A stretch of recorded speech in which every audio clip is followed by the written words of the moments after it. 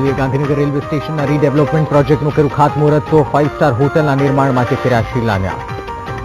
પ્રધાનમંત્રી નરેન્દ્ર મોદીએ જનતાને કર્યું સંબોધન, કહ્યું અત્યાધુનિક રેલવે સ્ટેશનના કારણે વધશે વ્યાપાર. રાજભવન ખાતે પીએમ મોદીએ રશિયા અને પોલેન્ડના નાયબ પ્રધાનમંત્રી સાથે કરી બેઠક તો ટ્રેડ શોનું કર્યું ઉદઘાટન. જામનગર, બોટાદ, ગીર, પોરબંદરમાં નોટબંધીને લઈ બેંકોમાં કરાય તાળાબંધી. ક્યાંક લોકોએ કર્યો ચક્કાજામ તો ક્યાંક થયો જોરદાર વિરોધ. ડ્રગ્સ માફિયા કિશોરસિંહ રાઠોડની એટીએસે કરી ધરપકડ. અંડરવર્લ્ડની મદદથી રોકાયો હતો ચંબલની જાળીમાં. બર્ડ ફ્લૂને લઈને દમણ, બારડોલીમાં ચિકન અને ઈંડાના વેચાણ પર પ્રતિબંધ તો દમણમાં અને બારડોલીમાં તંત્રએ મરઘાઓની કરી ચકાસણી.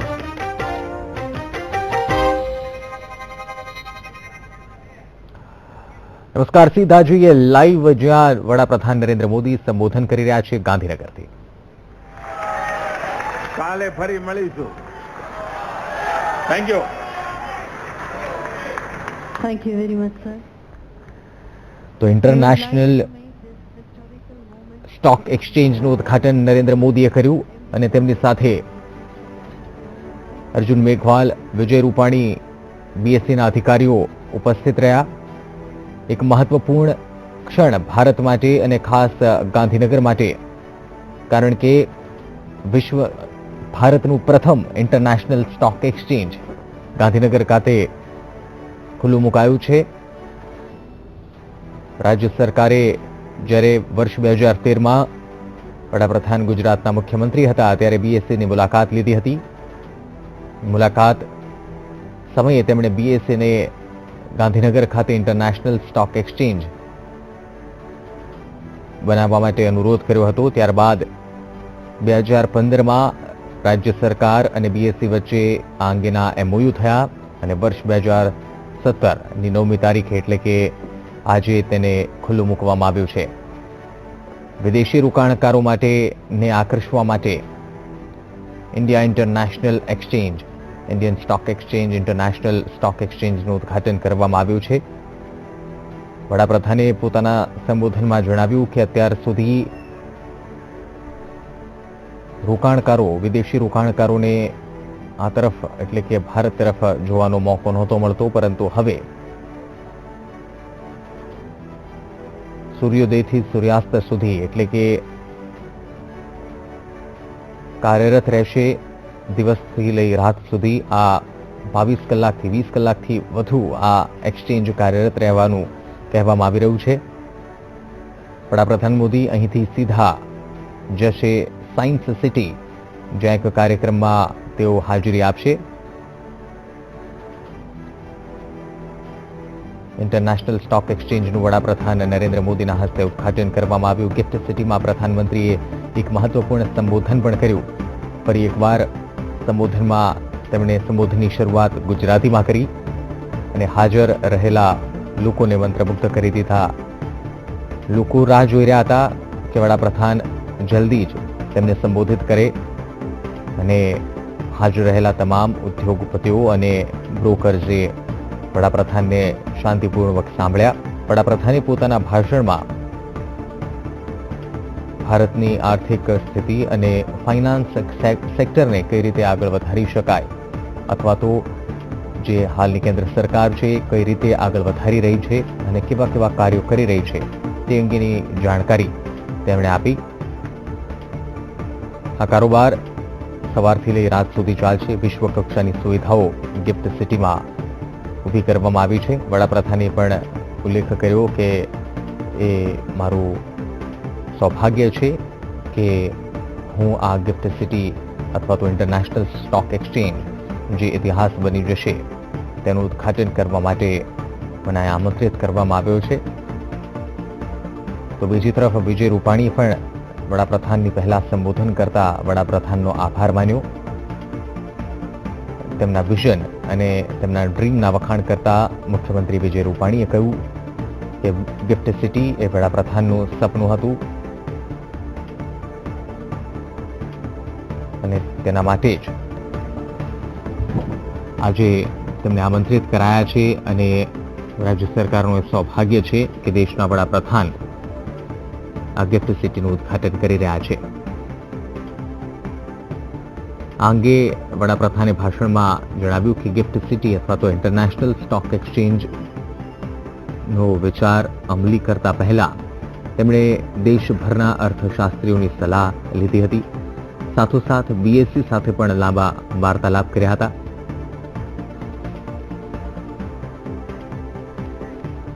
To inaugurate India's first international stock exchange, that is the India International Exchange. Indeed, it is a momentous occasion for India's financial sector. As you are aware, this project took shape in the year 2007. The vision was to create a world-class finance and IT zone for India to provide services not only to India but the entire world. In those days and now, wherever I went,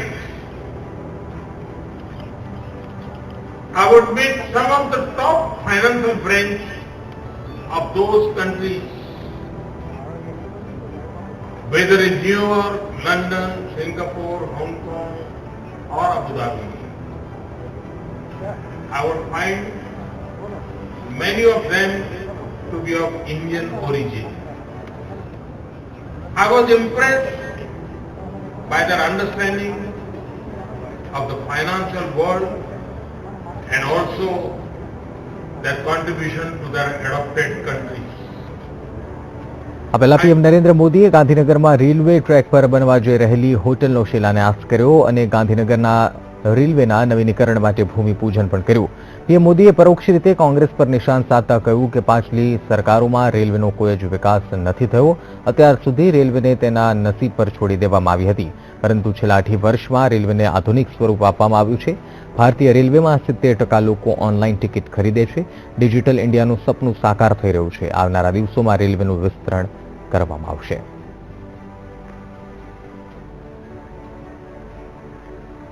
बहुत बड़ी मात्रा में तेज गति से आज rail लाइनों का electrification हो रहा है. रेल इंजन इलेक्ट्रिकल इंजन बनाने का काम हो रहा है.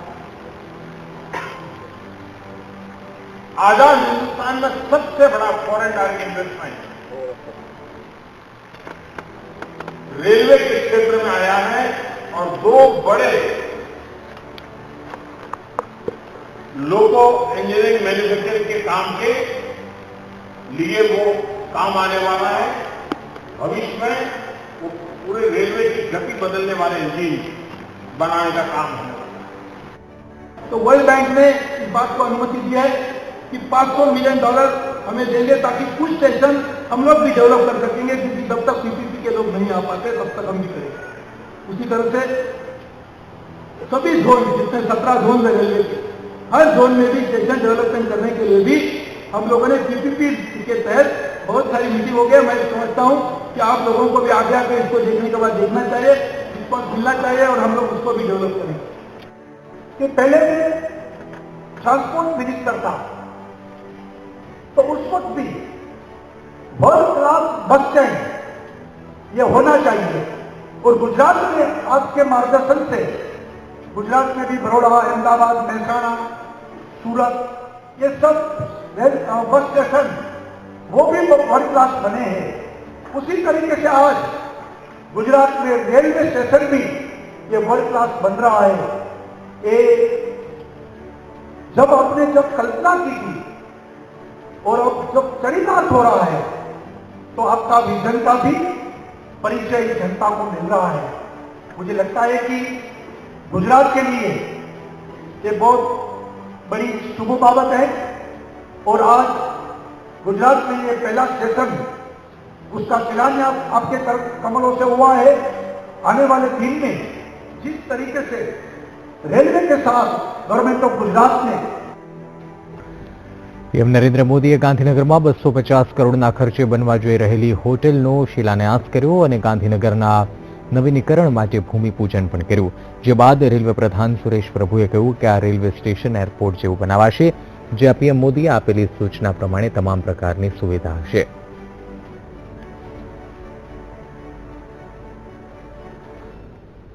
ગુજરાત સરકારની વાઇબ્રન્ટ ઇવેન્ટ વાઇબ્રન્ટ ગુજરાત 2017નો રંગારંગ પ્રારંભ થયો છે. પ્રધાનમંત્રી મોદીના હસ્તે અહીં વાઇબ્રન્ટ સમિટનું ઉદઘાટન કરાયું છે.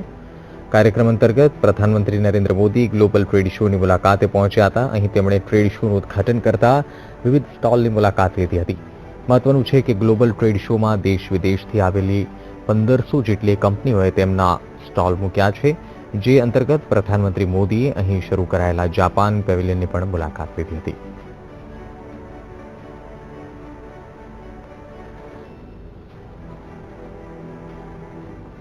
વાઇબ્રન્ટ સમિટને લઈને પ્રધાનમંત્રી મોદી ગુજરાત પહોંચી ચૂક્યા છે, ત્યારે પીએમ મોદીનું અમદાવાદ એરપોર્ટ પર સ્વાગત કરવામાં આવ્યું હતું.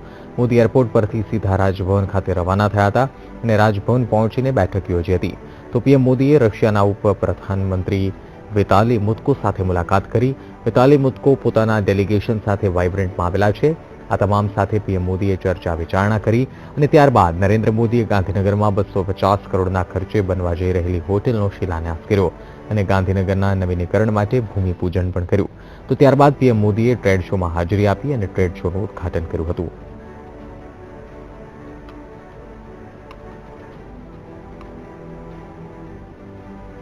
પીએમ મોદીએ ગુજરાત આવતાની સાથે જ પોતાના કાર્યક્રમોમાં શરૂ કરી દીધા છે. એરપોર્ટથી ગાંધીનગર પહોંચી પીએમ મોદીએ રશિયાના ઉપપ્રધાનમંત્રી વિતાલી મુત્કો સાથે મુલાકાત કરી હતી.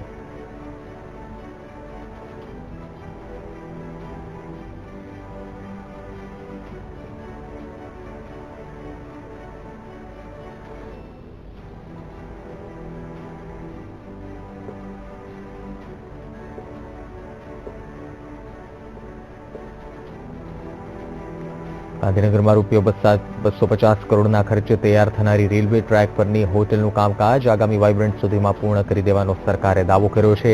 સાંસદ CR પાટીલે કહ્યું છે કે આ હોટેલથી પાટનગરોને ઘણો ફાયદો થશે. તો બીજી તરફ રાજ્યના કેબિનેટ પ્રધાન જયેશ રાદડિયાએ દાવો કર્યો કે વાઇબ્રન્ટથી ગુજરાતના અનેક યુવાનોને રોજગારી મળશે.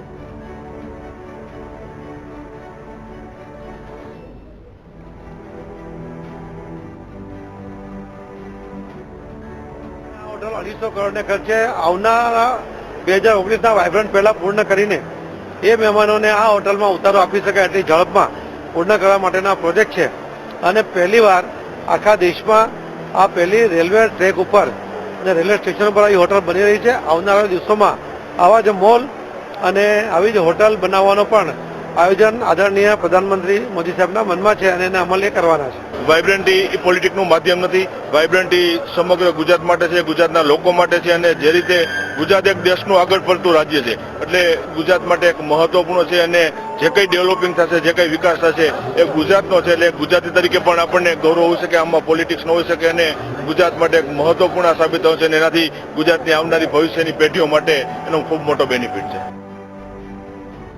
આજથી શરૂ થયેલી વાઇબ્રન્ટ સમિટનો વિરોધ કરવા જઈ રહેલા કોંગ્રેસના કાર્યકરોને પોલીસ દ્વારા નજરકેદ કરવામાં આવ્યા હતા. મહત્વનું છે કે વાઇબ્રન્ટ સમિટનો વિરોધ કરવા માટે લોકો થાળી અને વેલણ લઈને જવાના હતા, પરંતુ તે પહેલા જ પોલીસે કોંગ્રેસી કાર્યકર્તાઓની અટકાયત કરીને કાર્યક્રમનો ફિયાસ્કો કર્યો હતો અને કોંગ્રેસ ઓફિસ ખાતે મોટી સંખ્યામાં પોલીસ કાફલો ખડકી દેવામાં આવ્યો હતો.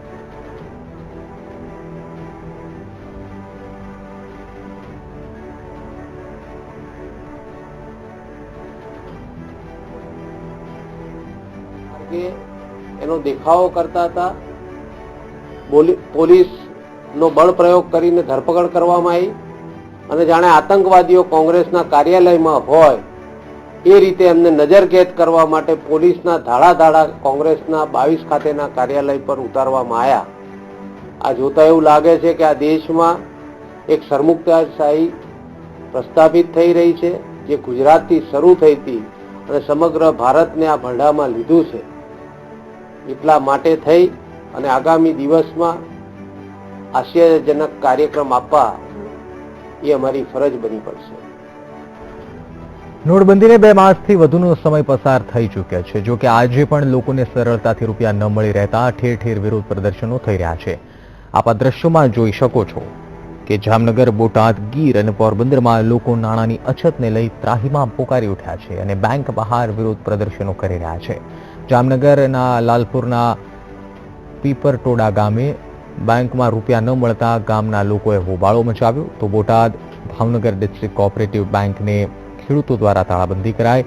આ તરફ ગીર પંથકમાં જૂનાગઢની આરબીઆઈ શાખાએ ખેડૂતોએ તાળાબંધી કરી છે. માળિયાની બેંકમાં એસબીઆઈ તરફથી નિયમ પ્રમાણે રૂપિયા ન ચૂકવાતા હોવાથી વેપારીઓ અને ખેડૂતોમાં રોષ ભભૂક્યો છે.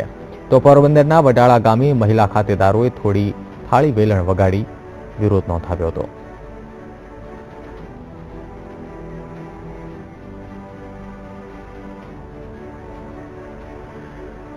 બોટાદ ભાવનગર ડિસ્ટ્રિક્ટ કોઓપરેટિવ બેંકને તાળાબંધી કરાઈ છે. ખેડૂતો દ્વારા તાળાબંધી કરવામાં આવી છે. 15 દિવસમાં માત્ર 2000 રૂપિયા મળતા ખેડૂતોએ હોબાળો મચાવ્યો હતો અને સરકાર સામે ઉગ્ર સૂત્રોચ્ચાર કર્યા હતા. જો ટૂંક સમયમાં પૂરતી રકમ નહીં આપવામાં આવે તો ખેડૂતોએ ઉગ્ર આંદોલનની ચીમકી ઉચ્ચારી હતી.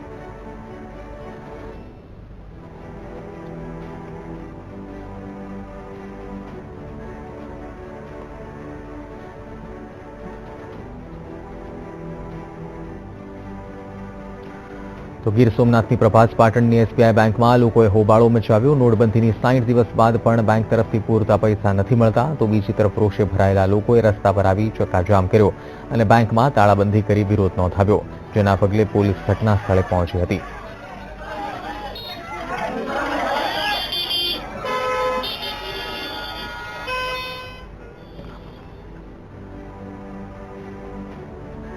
લોકોએ રસ્તા પર ચક્કાજામ કર્યો અને પ્રભાસ પાટણ એસબીઆઈ બેંકમાં હોબાળો મચાવ્યો.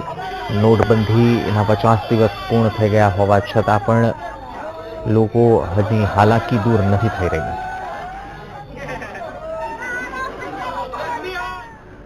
નોટબંધી બાદ રાજકોટમાં આવેલી રાજ બેંકમાં ટ્રાન્ઝેક્શનમાં જંગી કથિત વિસંગતતાઓ પકડાઈ છે. આઈટી વિભાગ દ્વારા તપાસ હાથ ધરતા બહુ મોટા ખુલાસા થયા છે. રાજ બેંકમાં 800 કરોડ જમા થયા હોવાનું સામે આવ્યું છે. કોઓપરેટિવ રાજ બેંકમાં આઈટી વિભાગ દ્વારા સર્વે હાથ ધરવામાં આવ્યો હતો. આઈટીના સર્વેમાં એક જ મોબાઈલ નંબરવાળા 60થી વધુ ખાતામાં 1,94,200 રૂપિયા જમા થયા છે. 35 શંકાસ્પદ ખાતામાં 500,000ની જૂની નોટ જમા થઈ છે. વર્ષમાં 5,000 ખાતા સામે 20 દિવસમાં 4,551 ખુલ્યા હતા. 10 નવેમ્બર 30 ડિસેમ્બર સુધીમાં 1.33 લાખ ખાતેદારોએ રૂપિયા જમા કરાવ્યા છે. ઈગલ પંપના માલિકે રાજ બેંકમાં 3 કરોડ જમા કરાવ્યા છે. નોટબંધી પછી બ્લેક ફંડ જનરેશનના સૌથી મોટા કેસ પૈકી એક કેસ રાજ બેંકમાં નોંધાયો છે.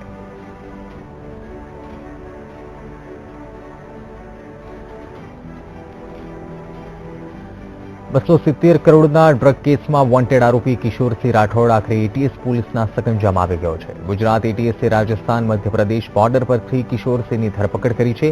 આ સાથે જ ગુજરાતમાંથી આંતરરાષ્ટ્રીય ડ્રગ માફિયાઓને સાંકળતી એક કડી તૂટી છે. કિશોરસિંહ છેલ્લા 1 માસથી ચંબલની ઘાટીમાં છુપાયેલો હતો. કિશોરસિંહ થકી હવે એટીએસ વિકી ગોસ્વામીને પકડવા માટે સક્રિય બની છે.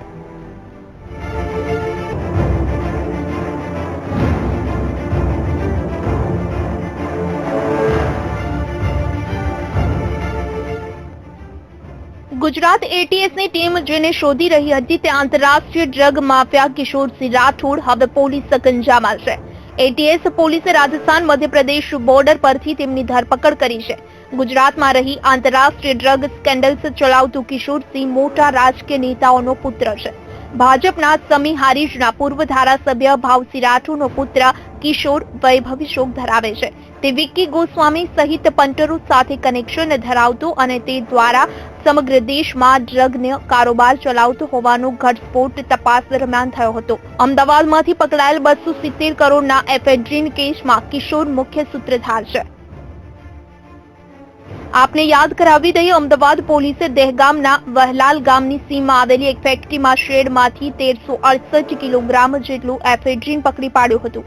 તપાસ કરતા ઘટનાનું પગેરું ભાજપના પૂર્વ નેતા ભાવસિંહના પુત્ર કિશોરસિંહ રાઠોડ સુધી પહોંચ્યું. કેવી રીતે, જરા જોઈએ.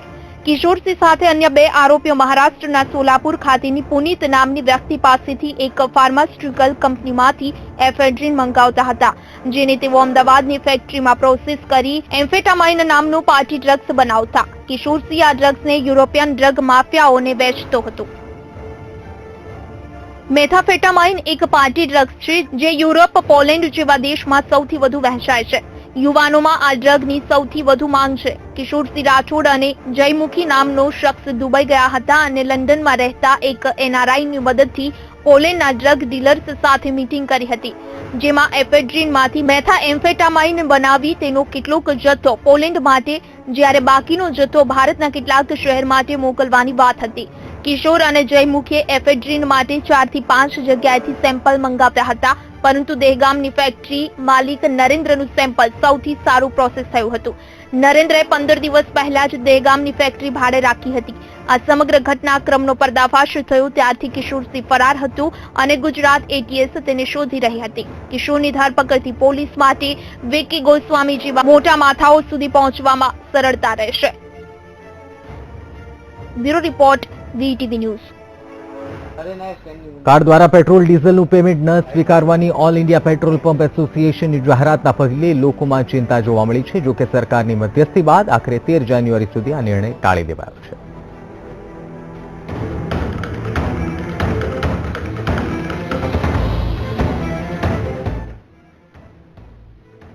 નોટબંધી બાદ લોકોને પૈસા માટે પડી રહેલી હાલાકીમાં આંશિક રાહત મળી છે, તો બીજી તરફ પેટ્રોલ પંપ પર કાર્ડથી પેમેન્ટ ન સ્વીકારવાની બાબતને પગલે લોકોમાં ચિંતા જોવા મળી રહી છે. એક તરફ વડાપ્રધાન નરેન્દ્ર મોદી કેશલેસ પેમેન્ટને પ્રોત્સાહન આપવા મથામણ કરી રહ્યા છે, તો બીજી તરફ કાર્ડ પેમેન્ટ ઉપર કરભારનો વિરોધ કરતા all India petrol pump dealers એસોસિએશને કાર્ડથી પેમેન્ટ નહીં સ્વીકારવાની જાહેરાત કરી. જો કે સરકારની મધ્યસ્થી બાદ કાર્ડ મારફતે પેમેન્ટ નહીં લેવાનો નિર્ણય 13 જાન્યુઆरी સુધી टाળી દેવાયો.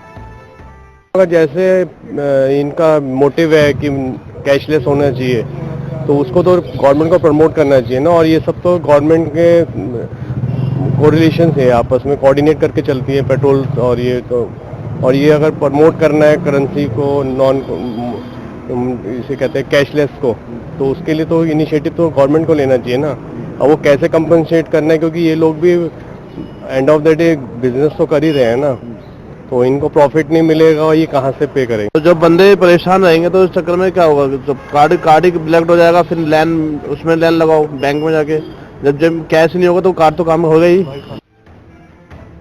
પોઈન્ટ ઓફ સેલ મશીનોના દરેક ટ્રાન્ઝેક્શન ઉપર 1% સુધી મર્ચન્ટ ડિસ્કાઉન્ટ રેટની વસૂલાત કરવાના વિરોધમાં આ પેટ્રોલ પંપ એસોસિએશને આ નિર્ણય લીધો હતો.